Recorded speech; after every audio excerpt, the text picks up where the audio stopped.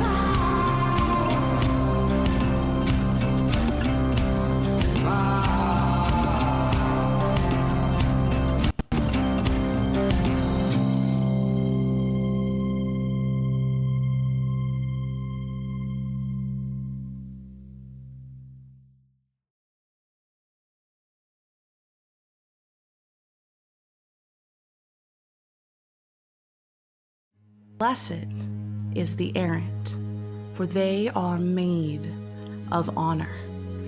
Who raises their shield to protect the kingdom they serve?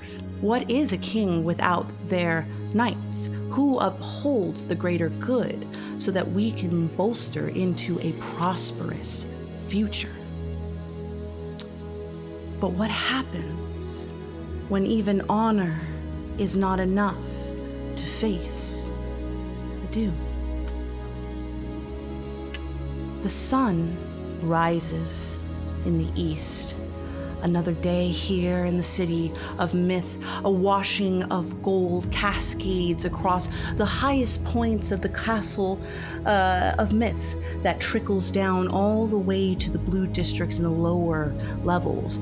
Each individual who make up this great city begin to leave the comforts and safety of home, begin to meander through the streets in whatever district serves their purpose and their business. Each person here, one song in a series of many. And it is all of those collective individual stories and songs that provide what makes this city so intrinsically special.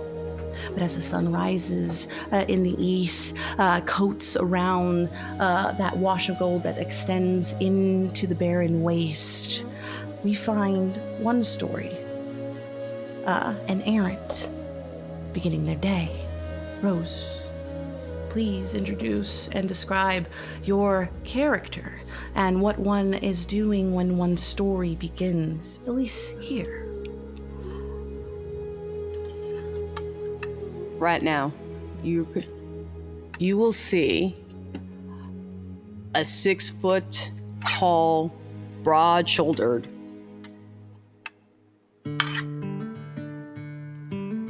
it's very clean, youngish half-orc with golden hues to, I would say, like golden yellow for a skin tone, almost matching the sunrise, almost kind of making them glow a little bit, a little glisten. They have deep, almost black, but it's reddish, like a red wine type of hair. It's almost like it's dark, you can't tell, tied up in a tight braid. And she is right now, as she's getting her armor ready, she is literally polishing her golden handled sword. It is her morning ritual. It is methodic, and it is an everyday thing where, with the backstory of myth, this is how Rose starts her day practically every day. Every day I rise and I polish this blade and whisper, if I stand tall, the sky won't fall. They say the doom can't be bargained with, but I've never been one to walk away from a bad outcome. And if the doom comes anyway, well, it can wait its turn. Kind of everyday mantra to set the tone for what needs to happen every day. She puts on her armor, gets into that extra posture, and when that comes on, that's when she takes on the responsibility of Sir Rose. And then it's moving.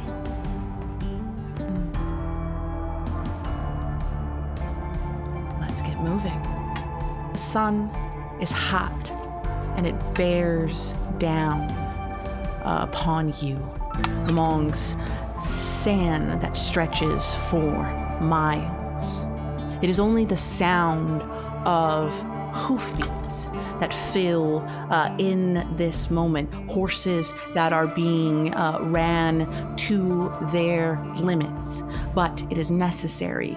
West is on the mind, a quest in hand, and neither heat nor steed is going to stop you from achieving what you must today. You are a cadre of 4. The 2 that flank far behind you, simple soldiers of war. They are those who have been inscribed to you to handle this mission with you, but do not own the same amount of discipline or skill as you have acquired over many years as being an errant knight of the order. But in these war times, we must do with what we have. But you are not alone in this ride. There's one that does keep pace with you, one that keeps close in your stride. Zamara, a young half-elven individual. Their braid on the back of their head whips in the wind here, keeping pace and stride on the back of their dark-colored horse. And eventually, as you guys can see in the distance, the coming of canyons in which you were told that you needed to reach before enemies seek to ride through and flank to the west, a battle that is being had behind you. You are hoping to ensure victory today for the kingdom of myth. And Amara rides up a little bit closer, and she says, "Canyon's in sight, but the horses are tired."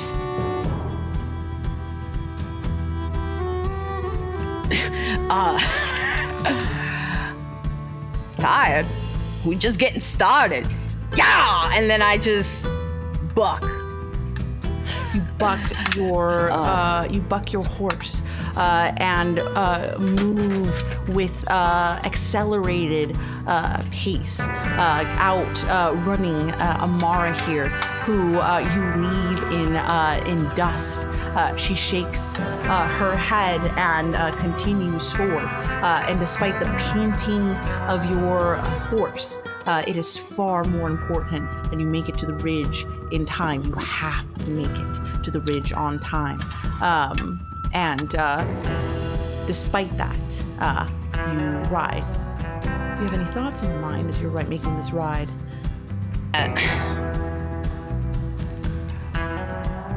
With Last Hope, understands like maybe not the fastest horse, but she's strong. She's definitely a war horse. Even though pushing, keep in mind, it's the best way I could say it is a very laser focus of the destination.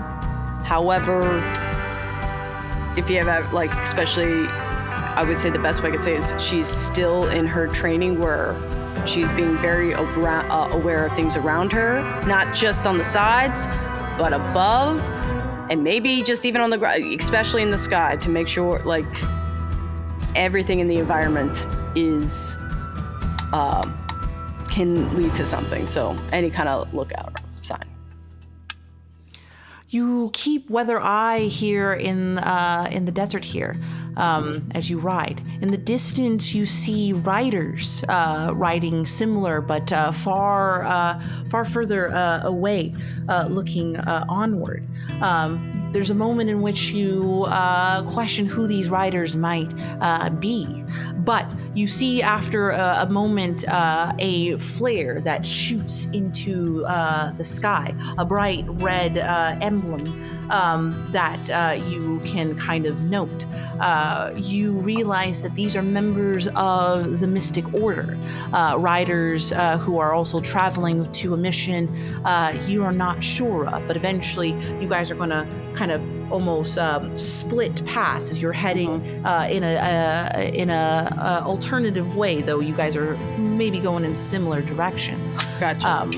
Battles must be had elsewhere, and it seems that mystics are needed somewhere beyond your goal and your quest, but you guys will continue on. You'll see Amara take their gun and fire a shot high, extending a white flare that shoots into the sky, that bursts into a bright light, a call, a call that answers another.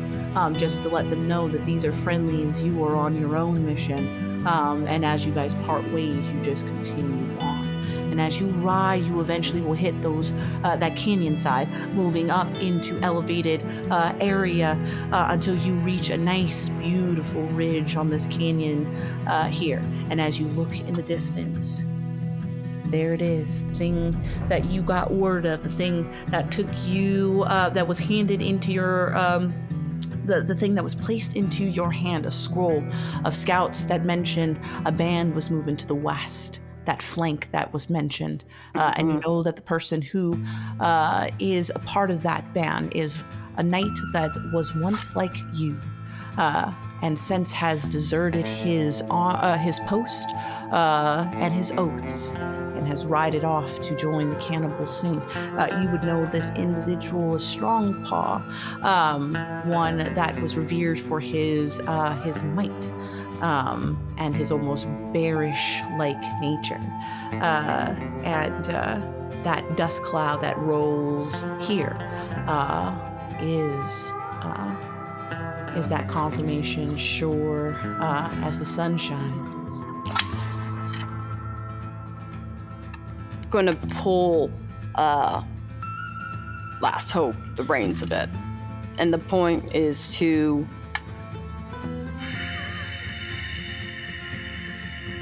I want Amara and the two soldiers I'm going to pull on the reins. I take that back. To keep, to not go too far ahead now, because we need to assess this, like, oh, okay, we're approaching it. Kind of let the others catch up, like slow down a little bit so the others catch up so we can be.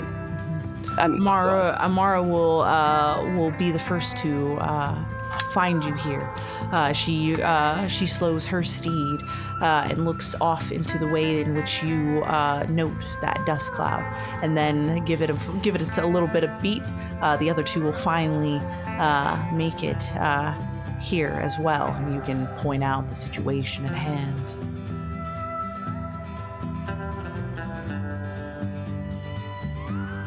All right, everybody. All right, sharp eyes, sharp mind, sharp swords. Let's go. And just basically kind of reminding people to be on the alert. But my intention is to assess to see how big the situation is. Because if that's where they're at, I also want to make sure. Yeah, I gotta assess like what we're dealing with. With the general look of how big the dust cloud is, you gotta think that there's gotta be at least a band of 30. 30. Okay, that's what I was trying to figure out. Like, how are we talking? Like 5 to 30? Okay, so about 30 strong. 30 strong. That's down behind Strong Paw. Gotcha. A considerable flank, especially if that's not the only band moving in the west. But this is the one you were tasked to deal with. I'm gonna. You two. She points to the you two. I need you to turn back around, and I need you to go ahead and inform.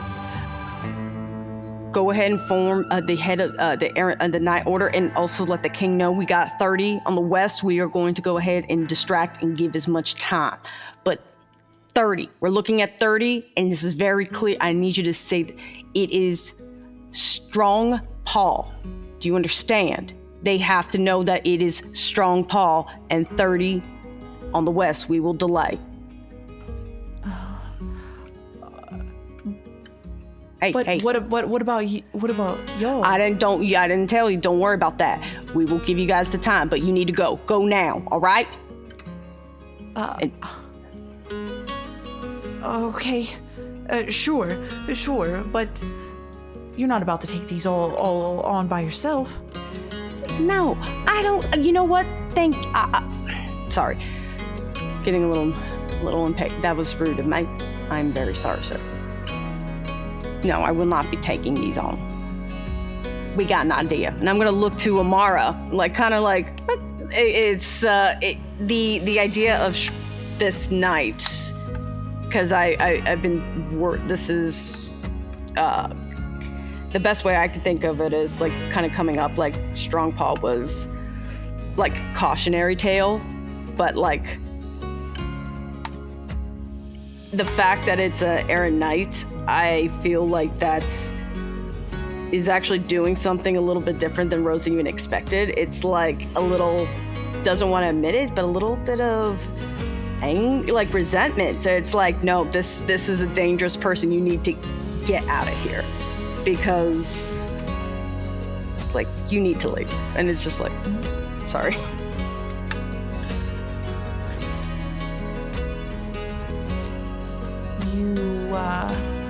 The reluctance is met with duty as you point those things out, and they will reside to your leadership here, and they will turn back around and around, heading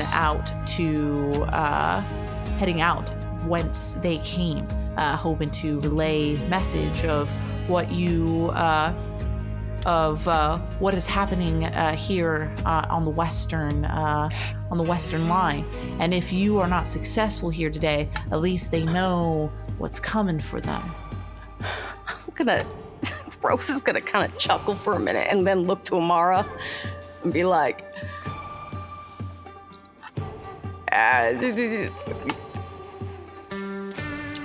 I'll admit, that wasn't the best to give orders.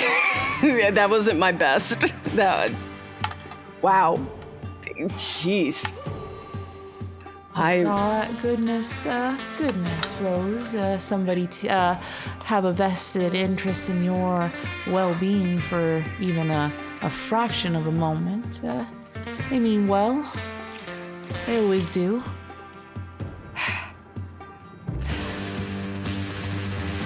You got my back, right? Now I'm gonna look. Always. We've been running this war ragged together. Always have your back. Even if our backs are against the odds, what are you gonna do? Take strong paw and all 30 out in open field combat? No, I'm not that. But I'm gonna. The big thing Rose wants to do is actually point, look around, because like the valley, look for natural elements, things that can point out. What Rose is intending to do, because understanding it's they cannot take 30 plus, but they want to cause a delay, and my intention is to look for anything in the environment, either something with the bridge, canyon, like a rock, something that can cause, like breaking up the train tracks, if you will. Trying to, that's my intention. You scan around now that you have a bit of a breather. Mm-hmm. This canyon is cut clean in the barren waste here. Deep setted rock that stretches down for miles. And with this such steepness comes narrow passageways. The trails that lead anywhere require you to even put your horses so close up against the wall to be able to maneuver in places. But as you kind of scan around, there's got to be a vantage point. The only one that you can really suss out amongst it is the one bridge here that crosses the main gorge. The only way, at least from this positioning, to get through this canyon. So, if you want to cripple someone to keep them from there, that might be the only option for you at this point. Especially when we're running out of time. Okay.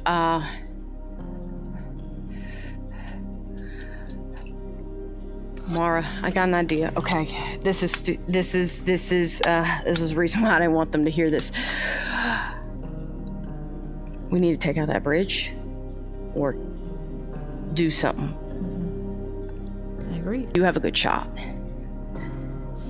Well, I'm flattered you finally recognize that. You have a good shot. Can you do me a favor? I'm gonna go down there and I'm gonna cause a distraction in the best way I know how to be. And then I need you to do everything, and I want you to just be the best. I want you to be so smug in getting this shot in. Do you understand what I'm getting at, what I'm putting down? I do, but Rose, that is 5 shades of stupid. I'm not gonna do it. I just need you to. I just want to get him distracted onto the bridge. Maybe get. You know what I mean.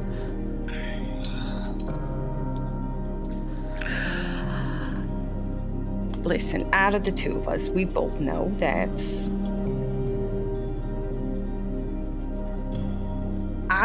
I'll say this. I trust your aim better than I would mine. I trust you. Mara looks out to the band the dust that is growing thicker simply because it is just getting closer to you, and you can get to see all the more details with it. And Mara's just like,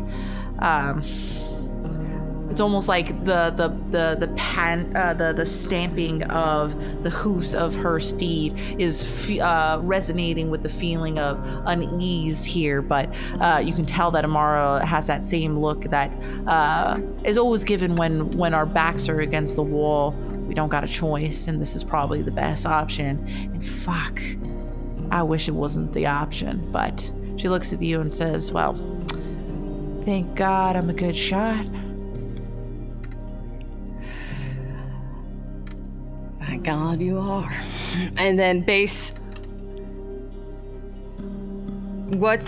Yes, with the intention of literally just kind of like goading and taking the distraction off Amara.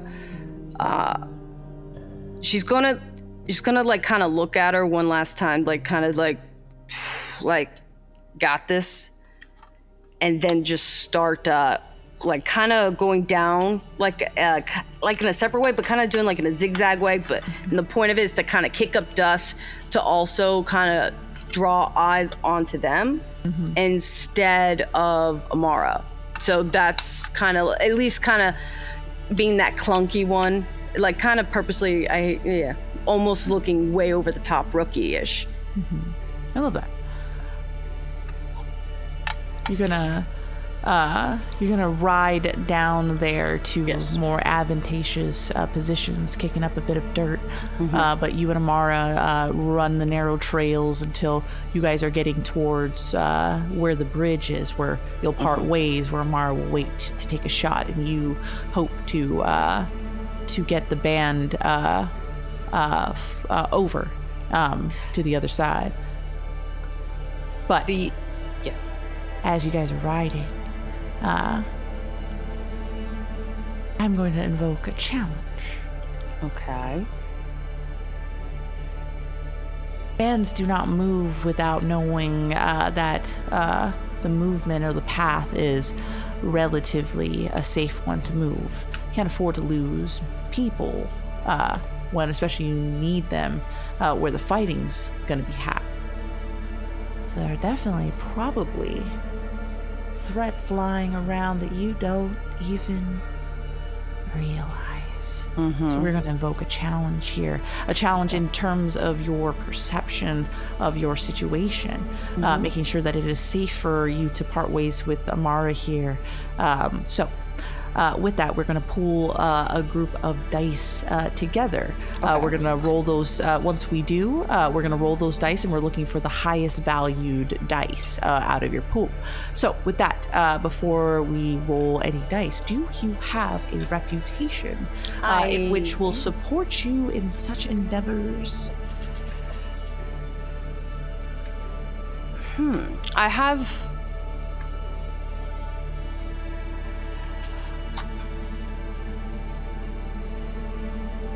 I have two in particular. One respected, and the other one would be, I don't know if lonely, but I'm gonna maybe go with respected. And the respected reputation comes from is that Sir Rose is known. She didn't come from a high society. A lot of it's definitely. If we were talking about, I don't want to say rags to riches, but like worked, like was a commoner in the city of Myth, worked their way up. Really, and the point of all that is they always had to do things, nothing was easy to them. So they had to do a lot of their own hunting, a lot of other things. And with that I would say comes like a set of skills that is like also like a tradesperson. So hunting, they've had to do that. Gathering, they had to understand not only their city, but the environment around because they've had to survive. And I feel like that respect is kind of known within Myth about. Okay, I'll accept that. Go with that. So that will be a D6 to your pool. Do you have any equipment that will help you in this situation? Does Last Hope count? Because Last Hope is like a like a big horse. I will accept.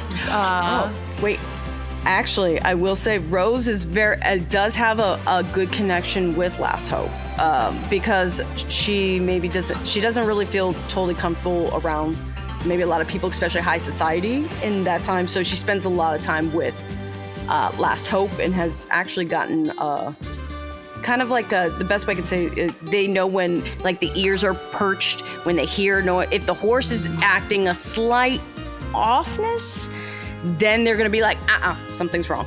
I'll accept a Last Hope for that. So that'll be 2d6. Roll me 2d6. Challenge here. You need a 6 to succeed, a 4 to 5 for success with a consequence, or below being a failure. I have a 5. So with a 5, that will be a success with a consequence.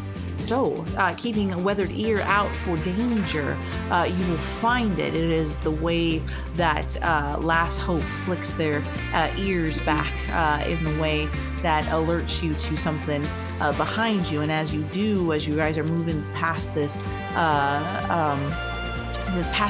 bend here, as you are getting down to finally to the last bit before you open up into that bridge that you guys are going to part ways on, that's where you'll see it.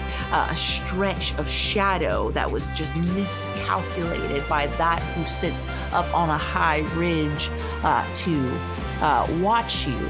And when you see that, you'll see an individual look to lunge towards you to strike you. Which can easily be taken and dispatched by a blow, depending on how you would like to handle the business at hand as they lunge. But you just see this individual, sword in hand, trying to strike down upon you. You know what? I think I'm gonna take a scar. If that's like, it's almost kind of like that strike in the last second type thing. I especially with Last Hope. If I was riding, I like to think that I just see it, but I almost slide. To avoid it, I don't completely miss it. I slide, and I'm like even at an awkward angle. Like, if that makes it. Like, absolutely. You veer Last Hope just to make sure that they don't take any damage here, but exposes kind of a bit of your shoulder in that pull out. You hear the sound of blade rake across metal, eventually finding just those little gaps that unfortunately come with metal, and you can feel the nicking of blade just right underneath your arm, just where the groove is. It's not deep because you were able to just kind of move out of the way, but enough to leave its mark as this individual kind of barrel rolls onto the ground. Meanwhile, another person is engaged with Amara, but you'll see Amara plunge their sword into this individual the moment they try to get the jump on them. You just see them lift them and throw them over as they hit the ground and into a bit of dust and blood. But this individual who struck you is standing there with their blade looking to strike at you. Even with with the momentum with Last Hope, I'm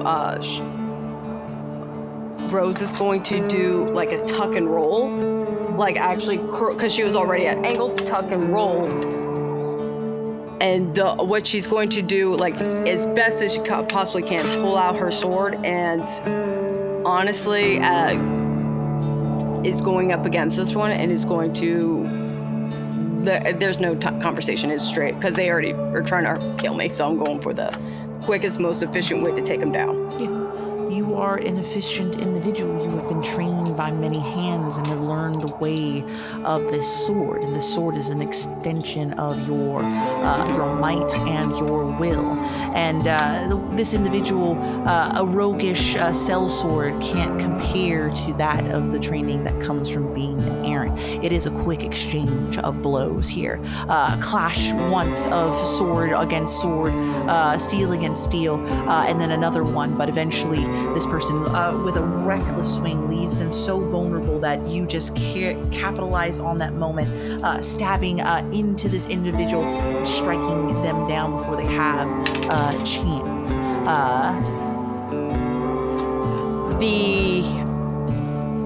The moment I know that is a fatal blow, I will kind of take it and actually kind of just push it also away. But the main point after dispatching, I am going to look and be like, Amara, are you okay? I'm fine. Don't holler. She kind of is wiping her blade and sheathing it. But as you yell that, out, just because of the worry of just the suddenness of all of this, something responds to your cry, and you hear a familiar screech of a falcon, and then you see it right up in the sky as Amara's wiping blood off her blade, as you're holding a blade dripped in the blood of your enemy, a falcon, and it flies away from you straight for the dust of the band on its approach. And then you watch it like perfect timing and just sails its way all the way down until it lands amongst that dust.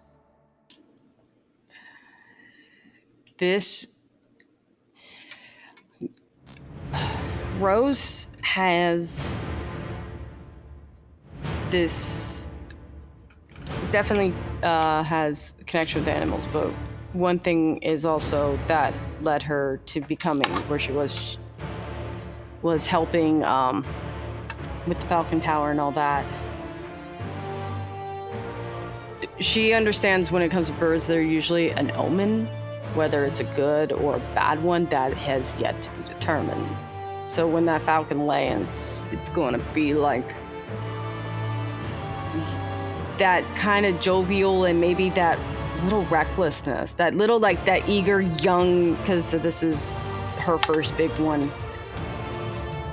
It kind of changes. That is this. It's like you're gonna see her like maybe straighten up a little bit more, and maybe that, like I said, that naivety, that little young buck energy starts to quiet down, and it's like game day like really starting to focus, and she's going to quickly get back up on Last Hope and get down there even faster. You take heed from the words of falcons and know what woes or wheels might come from the passing of birds who know how to speak a language you understand. And with that certainty that straightens and sobers one up, you begin to enact the plan. And Mara is going to position themselves right against that bridge. She's going to hold her gun.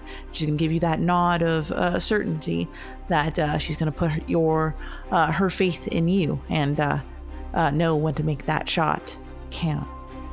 And with that, you're going to ride on the back of Last Hope across that canyon bridge.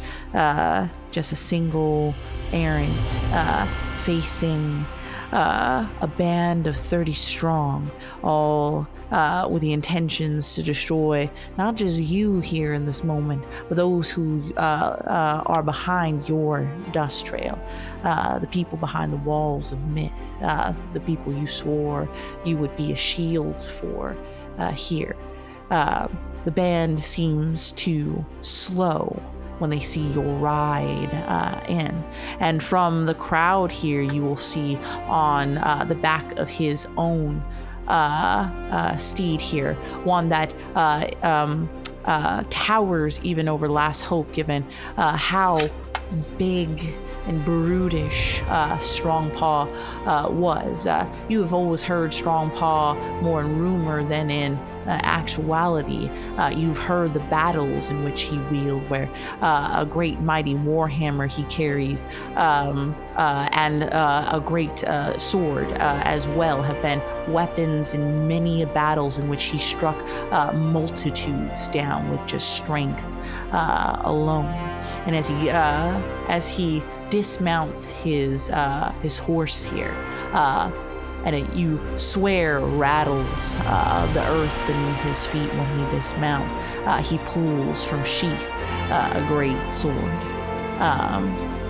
And he stands in front of his band here as you slowly come in on the rise, and he said, "Was Malavan so foolish to just send one errant to face that of Strongpaw?" Well, he really felt like he was just me, that all that was needed. That says more about you than me. Who might you be? Scrawny one for a knight. Armor's a bit shiny, yeah? Wonder how many battles have you seen? I've seen my fair share. You can call me Sir Rose. Strongpaw. So Rose, how flowery. Well, Yeah. do you have words for me, flowery knight?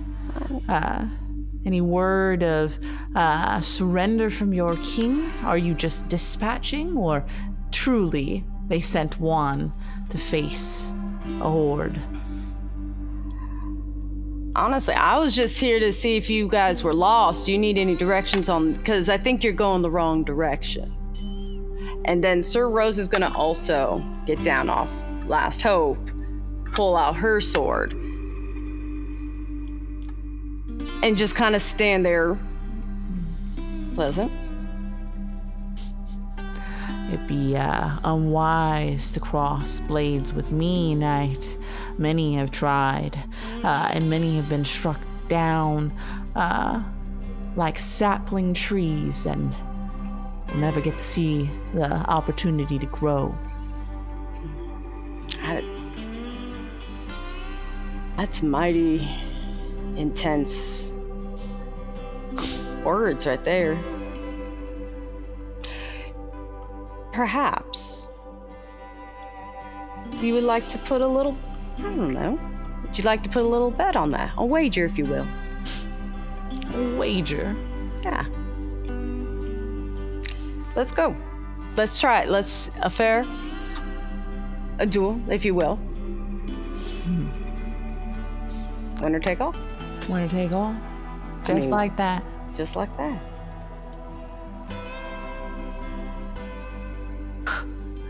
He looks at the men behind him.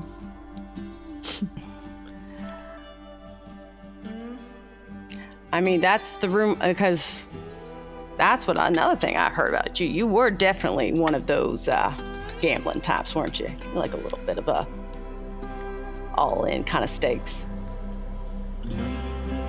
Well, if war's a wager,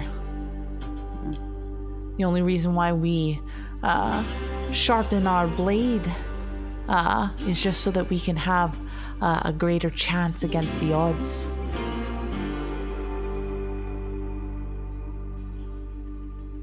But if you think, Flowery Knight, that your odds are better than mine, I'll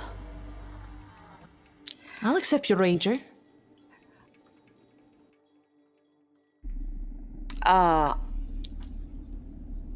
Rose will go ahead and actually get into we'll actually go into they know this is dumb. That's why they're very aware of, they take a moment.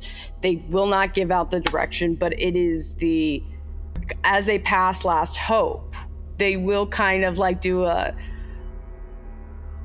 basically a kind of a gentle pat, but also kind of like a soothing thing to be like, pay attention.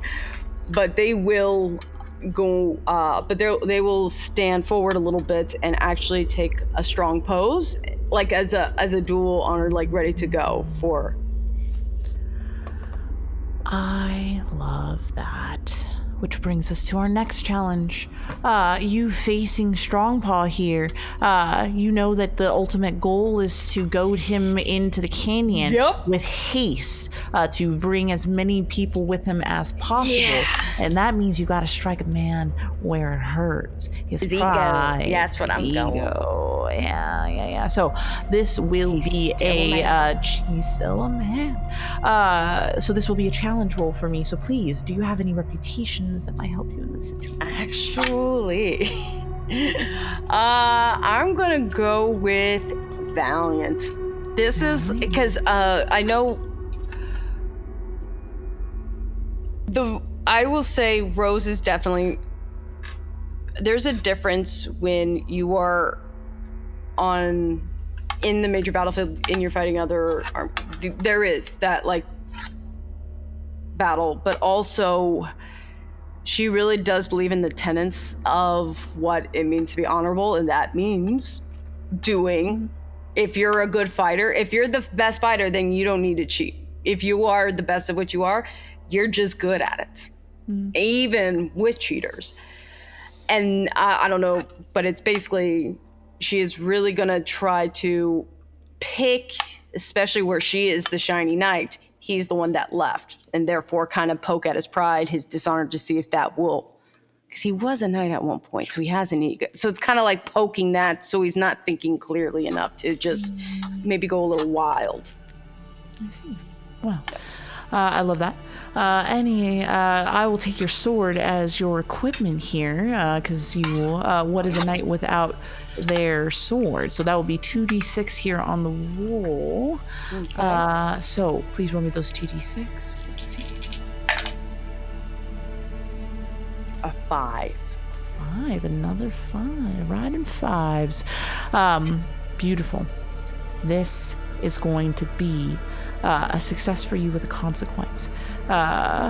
You and Strong Paw meet like honorable men of errants of the order. Even if we have abandoned our oaths, we still have what the prowess of war gives us, a fair fight. Strong Paw is going to swing his sword at you, and steel meets steel once again. But this time, unlike a shaky hand of a sellsword, is met with one that brings confidence. It is a reputation of Strong Paw to be a brutal individual, and you can feel it in the way that your hand vibrates from the strike here.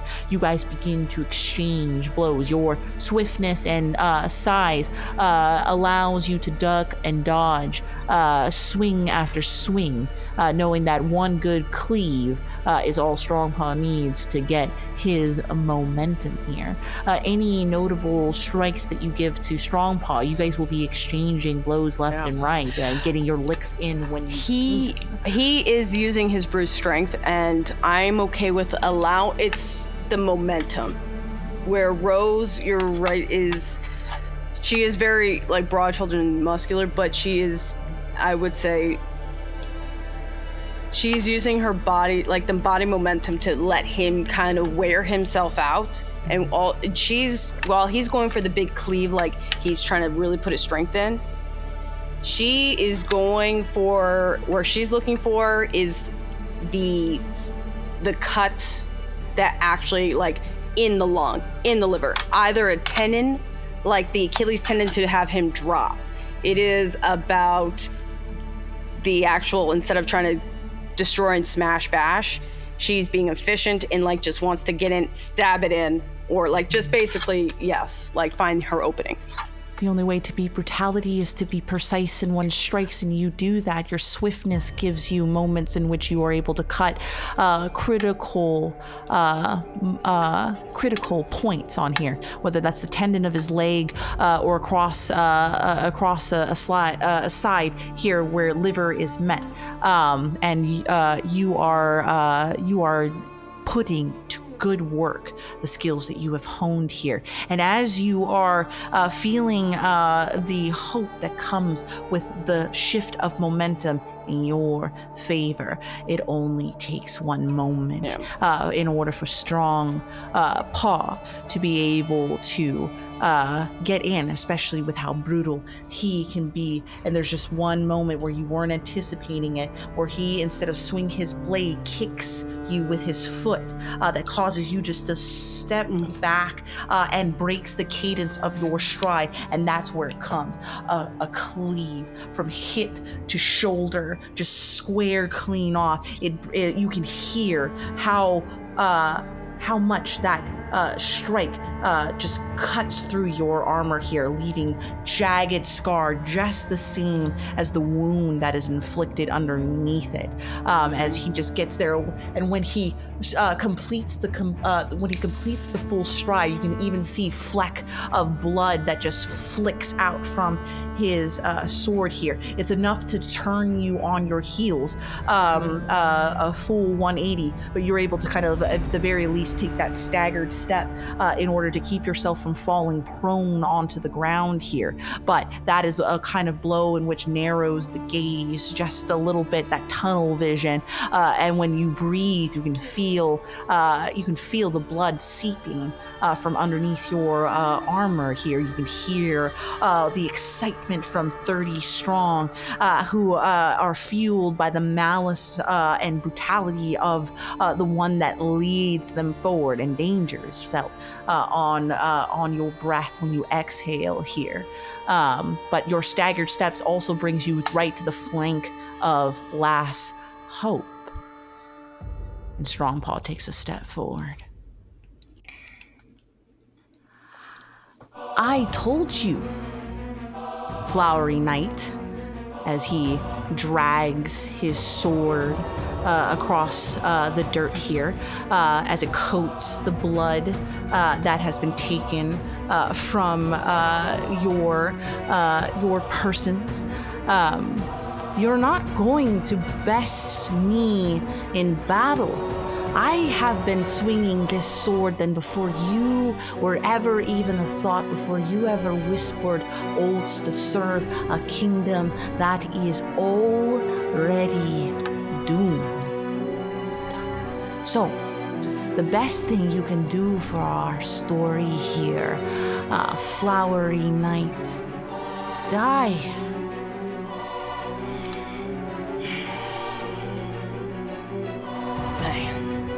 You talk a little too much. And then she's gonna throw, because she is on the ground, she's gonna take some of that dirt and I do the oldest trick in the book of pocket sand and throw that sucker in his face. Because he's getting, the way I'm seeing, he's getting close and this and that. Yeah. All right. Mm-hmm. And the point is to cause a little bit of that flood. So she's gonna roll and grab onto the reins as hop on. And just go, and is like, go, and then have Last Hope just fucking bolt as she's dragging herself on like the side of the horse up. Hell yeah. Yeah, the whole point was to create a distraction to get him flustered. Mm-hmm. I need to get them across the bridge. I got his attention. I did my job. And moving my ass. You kick that sand up into Strongpaw's face, and you hear him just kind of almost roar out in the suddenness of all of that sand in his face. And with that, you grab to the back of the saddle of Last Hope. Last Hope already knowing that's the sign to kick up. You see them starting to run, and with a couple of dragging footsteps against the sand, you are able to kind of push yourself back up onto your steed, and you begin with Last Hope starting to ride. And as you do see what looks to be riders mobilizing, the dust kicking up, and you think as successful, you just turn your head back for that moment, that kind of cheeky smirk on your face that you are getting exactly what you wanted. You played Strongpaw like a lute, and all that success, then you hear it. It's in the distance. It sounds like a bang, but it rips through the shoulder like a javelin, and it explodes on the front, and you see it just coat on the back of the neck of Last Hope as this discharge of a weapon. And if you trail back that all the way to the end, you'll see the Strongpaw with smoke on the barrel.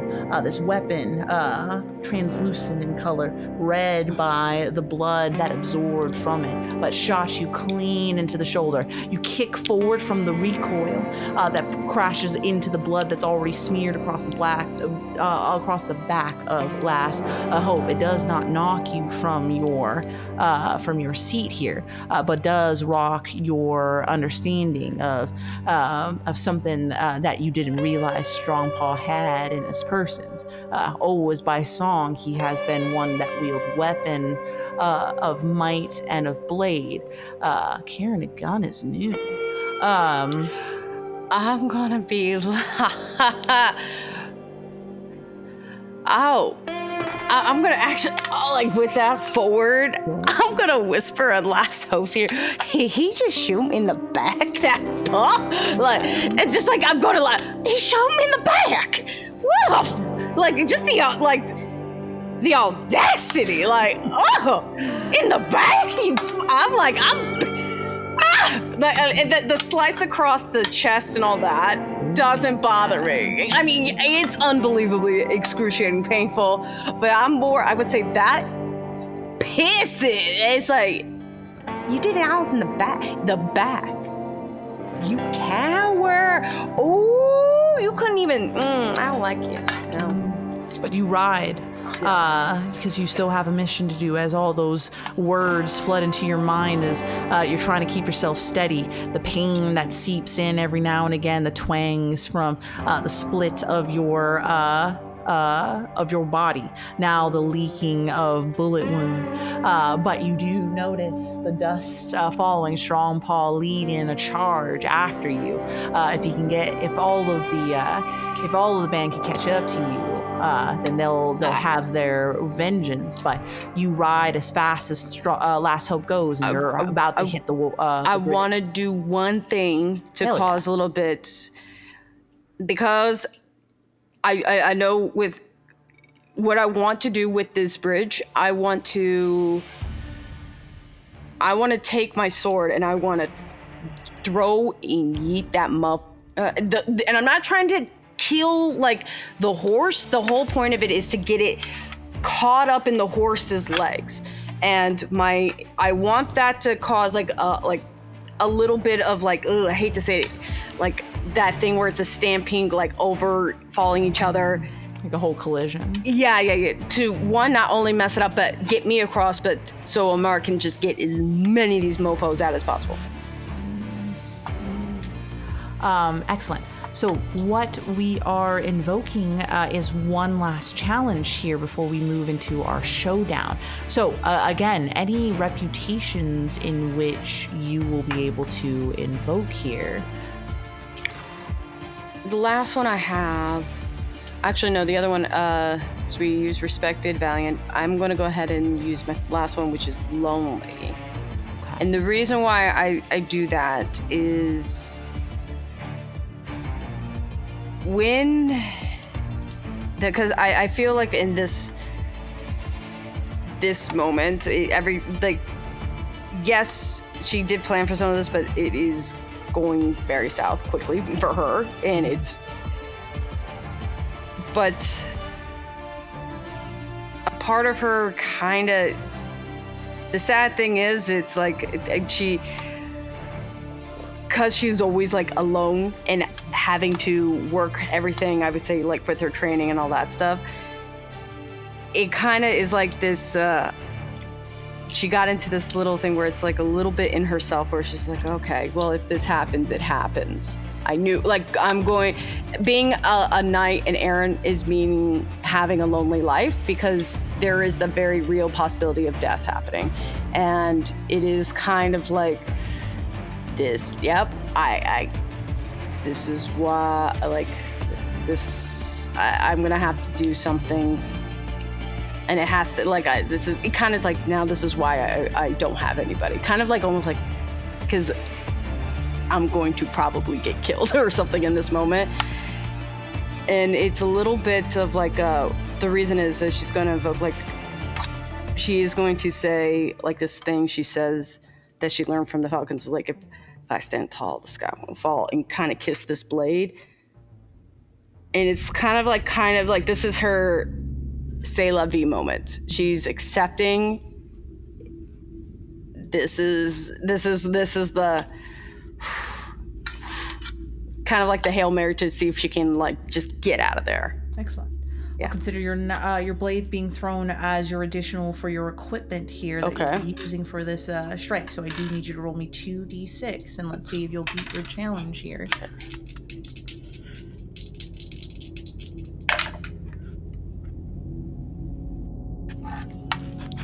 What'd you got? I got another 5. Another 5. Just rolling 5s. 5s all the way. All right. Oh, there's a consequence. I love it. Consequence. Consequences. I think the consequence is that you're going to, yes, you're going to be successful here. You're going to throw that blade.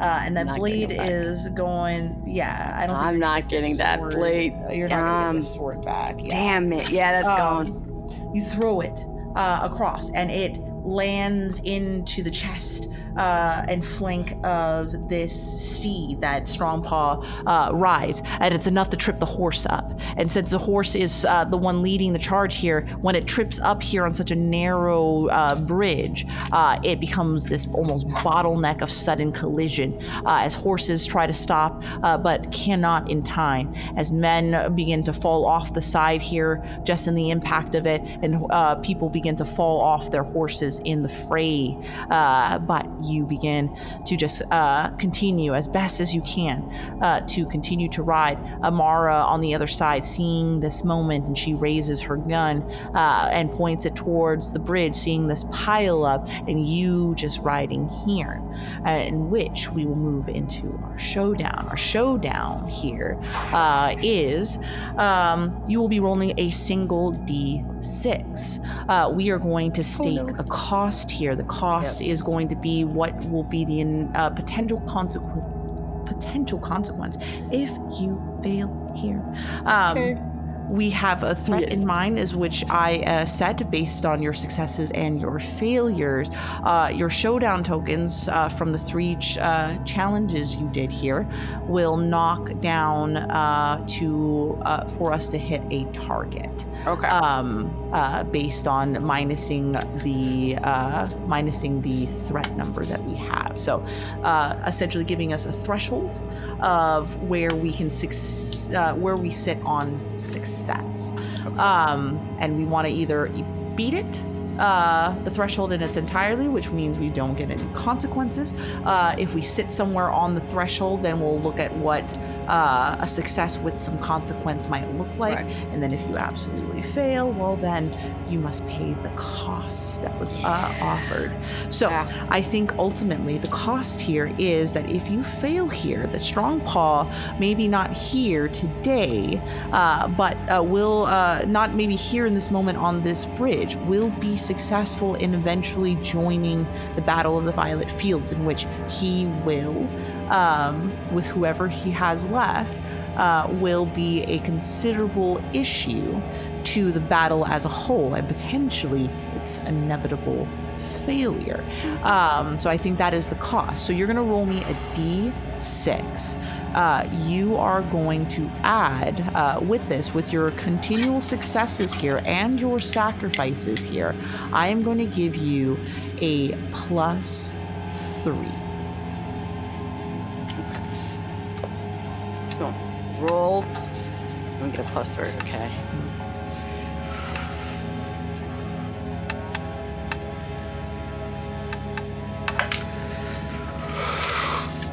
Okay.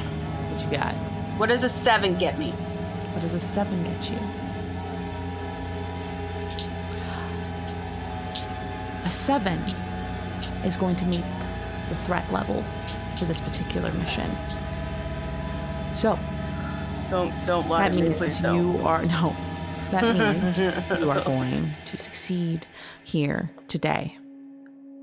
So as you are riding on the back of Last Hope, as this pile is there, as you see Strongpaw get out of that pile, running and racing after you, and even in his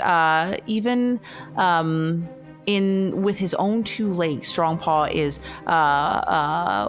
notably fast, gaining speed on your tail, but you just need to push a little bit harder, a little bit further, just a little bit closer. And you watch Amara standing on the other end, and she points her gun to the place in which she knows she needs to hit, and she doesn't even hesitate.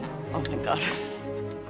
She pulls that trigger, you will see this flash of white light kick from her gun as it heads straight for precise points on the bridge that is weakened, and with that comes this resounding sound of rumble as the bridge begins to break apart and collapse. And as you're riding, you're watching this wave of collapse as that pileup begins to just fall into nothing. You hear the sound of people screaming to their death here as they fall, and Strong Paw just running now, realizing the bigger danger, and begins to try to pick up the pace. And as Last Hope in one last bound leaps to get to safety, you turn back just enough to see the dust kick up and Strong Paw looking to leap for the ground, but he's washed away by all the dust that kicks up with the falling of this bridge. And as you take those breaths, kind of lean in to steady yourself on the back of Last Hope, the dust begins to settle. And when the dust settles, the band is gone, but you hear something. You hear the sound of someone struggling on the edge. Rose is going to take a second and actually put her head up against Last Hope and just be like, good girl. Good girl. Like, and just kind of give her a kiss on the head. Like, kind of wanting to thank. Rose knows, just wanted to give Last Hope that moment. She's gonna go ahead and walk towards the edge. It's gonna hurt, and peer down. You're gonna see Strong Paw down there as you lean over the edge here, much as it hurts, and you wince at the need to lean and gravity finding your wounds. He's kicking, whole hand shaken on footholds that he managed to find himself. He looks up at you. You can see the sweat collecting on his brow, the knowing that if he falls, he might not make it here. And he looks up at you and he says, "Help me. You have to. You must."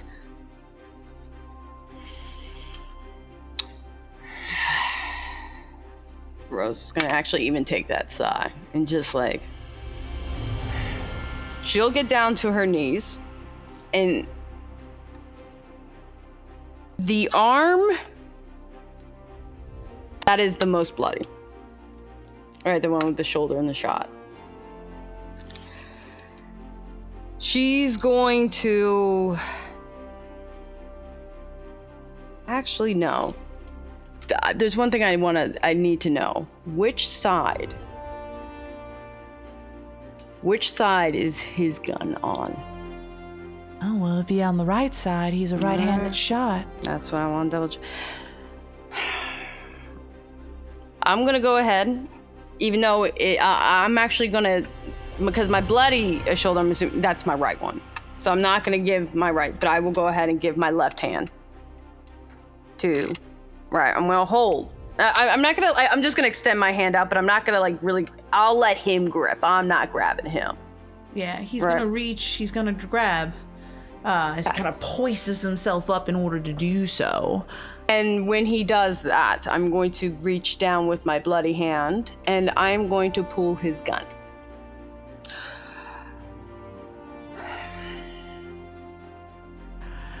What are you doing? No, it's normal. I will give you some mercy, but I'm just out of mercy today. And I'm going to take that gun and I'm going to cold clock him in the head to get him off. Crack him across his skull, hand already bloody, not enough going for Strong Paw in order for him to hold his possession on high ledges. And you will watch this man free fall. That unwavering stare never leaves you when he falls. Even if there is a rack of fear in that descent, determination also finds it. You've always known that Strongpaw was a relentless kind of guy, and you can see that in that relentless stare that looks back at you each feet he drops. And he does, eventually. Rose is...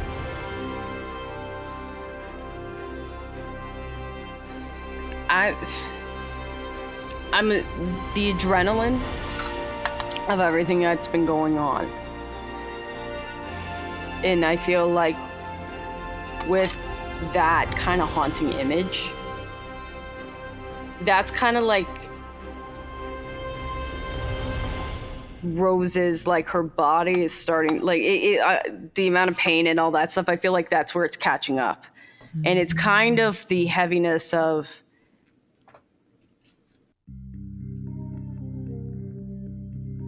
I did that, if that makes sense. But also kind of like a little resentment of like, why'd you make me do this? I like it's kind of, it's a lot of like adrenaline and this and that, a little anger, like how dare this, but also I want to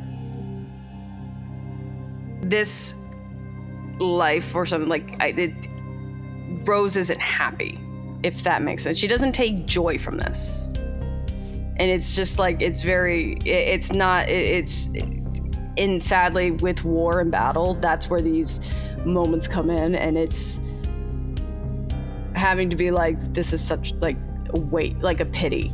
It's like what he could have been, should have been, a lot of this, and it's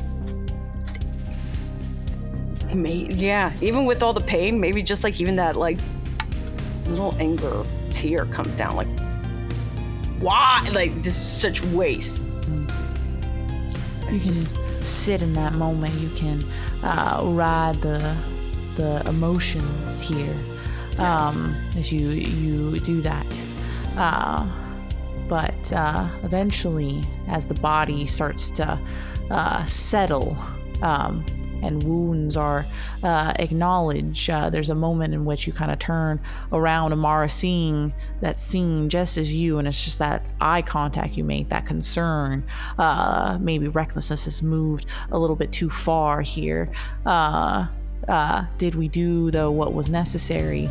And she's almost, you don't even realize that she's kind of breathing just as heavy as you are. But as you guys are both looking at each other, there's a moment where finally the tunnel vision just gets so narrow, and everything seems a little blurry. You don't even realize you hit the ground, because the next time you wake up, you are sitting in a linen bed, and the world seems so much softer. And you look up at the ceiling made of stone, no sun beating down on your skin, just a wash of cool. There's a breeze that comes out from a window that you can kind of feel. And when you look into this wardroom that you are sitting in, eventually your eyes will meet Amara, who sits patiently next to you in a chair, a much sullen look on her face. And then she perks up when she realizes that you are awake, and there are tears that start to form towards the corner of her eyes, both in relief, but even something that lingers a little bit more as the tears collect more and more. Oh God, are the scars that ugly? Hopefully, as I indicate to, it's like. She painfully laughs, and I think that causes her just to close her eyes for enough for the tears to kind of streak down her face as you realize that for some reason there is not even room here in this moment for joy. What's wrong? What's wrong? You've been out for a while. How long? Enough. that you would have missed out on the news. The king is dead.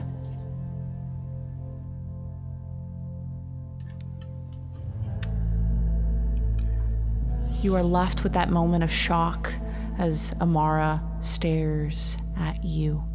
The next we pick up our story here. It is raining. It is a procession that starts in the lower districts, a coffin that weaves through the city, trailed by the citizens who slowly collect with each step that it takes. And as it drives all the way to the mid districts and then towards the castle that sits high above this city, the multitudes collect and mourn in the rain for a king that is no longer here. Eventually, it will be 6 that will carry said coffin in this procession and bring it to a place in which a wake will be had, a funeral, and those will be in attendance, be members of the Mystic Order, citizens of sizable note of court, and those who may have also served amongst the king here in the battles that raged on since this war has begun. You are standing amongst the errant knight who sit up front here, pushing aside for a moment to just lay a coffin where it is designed to rest, and you step in here to fill the space, to be a presence of strength in these troubling times. You will see next to this coffin that of the queen, and at her hip, clinging to dress, a young boy, Rubain, King Rubain. Now, given circumstances, as he will rise in his father's stead to take leadership over this kingdom. You will hear the words of God's men who are collected in multitudes, all mentioning in turn the comforts that come with putting the dead to rest, to acknowledge the troubles we feel, to find hope in these troubling times, and that we must trust both in the divine and in the stories that we have told, that perseverance is always at hand. And we just need to push through the sorrow, the grief that comes with loss. And as you sit there and listen to the words meander on, as you watch the washes of faces here sit amongst, staring behind you at the vestige of once was a great king, you do clock something that piques your interest. You are, as always, a skilled knight of the Errant Order. You hear what seems to be commotion behind the doors that are closed here now that the procession had arrived in here. And what you feel is the sensation of conflict that does stir a little bit of tightness in the chest and in the belly, that tightness that comes with the threat of danger, and one who must prepare themselves for the contact of that danger, because I have arrived. And the doors will open in the back here, and when those doors open comes a residual silence. The world falls hush, even the rain. I am led by the men of carcass, men of salt, men of rust, men of iron, swords in their hands as they walk. The silence is interrupted only by the sound of talons in which my feet walk upon the stone floor. I am a foreboding bird, one with eyes that see through you beyond the fabric of time, and one that can see all the way into the past. I know things. My beak protrudes from my face, mixed with feathers that collect across my neck, burning around the ridges of my eyes, in which prophecies have been told. For I see fire, and it burns the skin, but it is worth it for the things that must be seen and the things that will come from my tongue. I move with grace with each step that I take, getting closer and closer to the front, to a queen and to a now found king who should hear what I have to say. If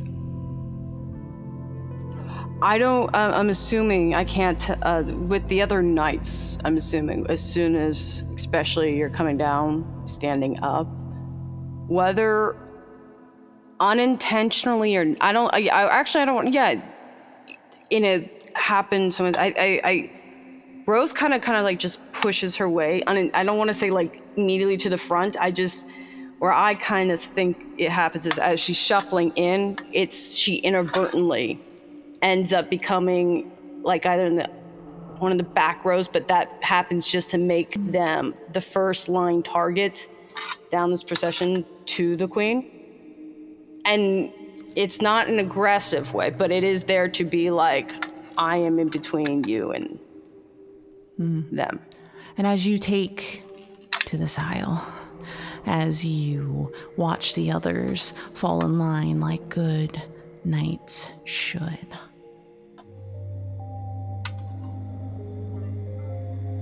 errant knights of the order, where is your honor? Are you here to stand and oppose to me, to my rights, to prophecy? Shall you deny your king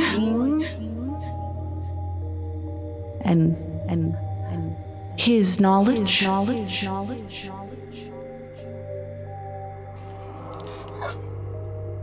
Rose isn't gonna will hold eye contact for a minute, but she's gonna turn towards the queen and the king. And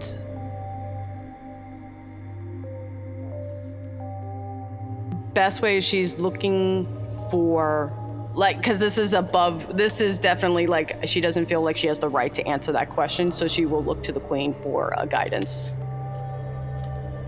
The queen stands tall. Her son has yet to be crowned king, which means that she befalls the rule of authority in these moments, in these trying times.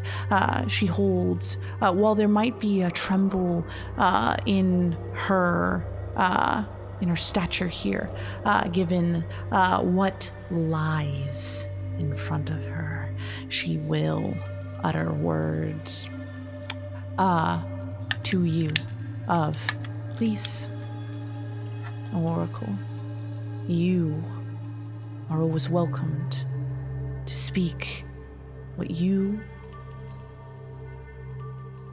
have been given to speak. Such is the law of this land. Prophecies will always be heard in the walls and in the halls of myth.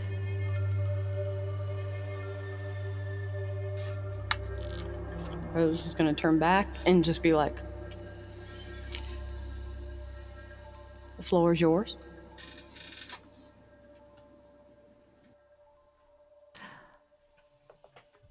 I will step forward. I will look upon this room. I will speak prophecy, and it will be so.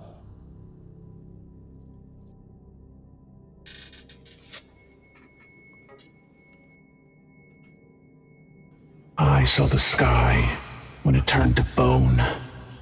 I saw the king who died alone.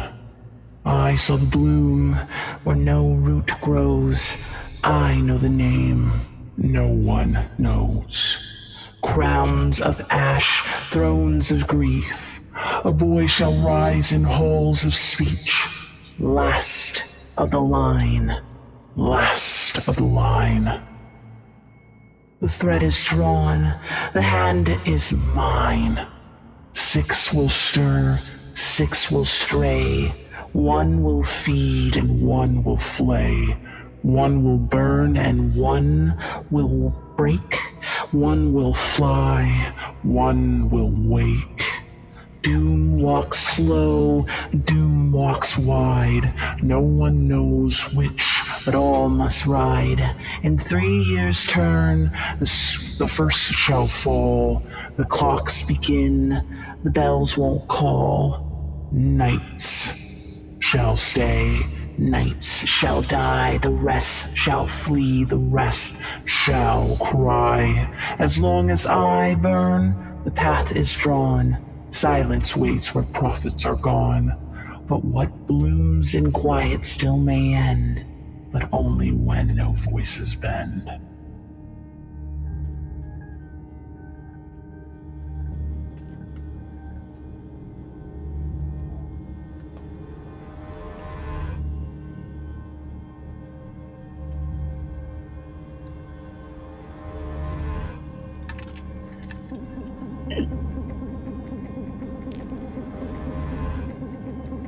It's the glances in the room and the unsteady of heartbeats as you look to knights of the Errant Order for word such as this. But I have spoken words of prophecy. In this moment, Errant, how does one feel?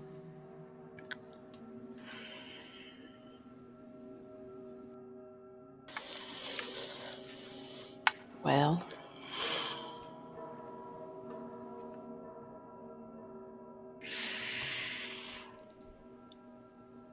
you know what?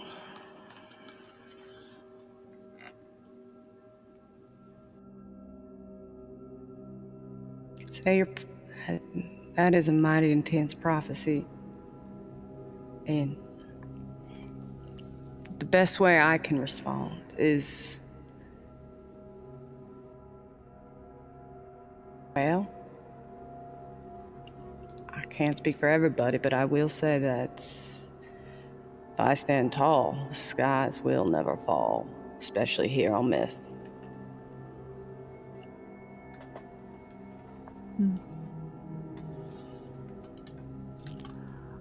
I hope you will truly believe that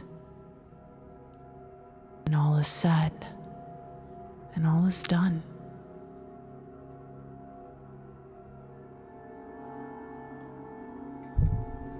I'll find a way.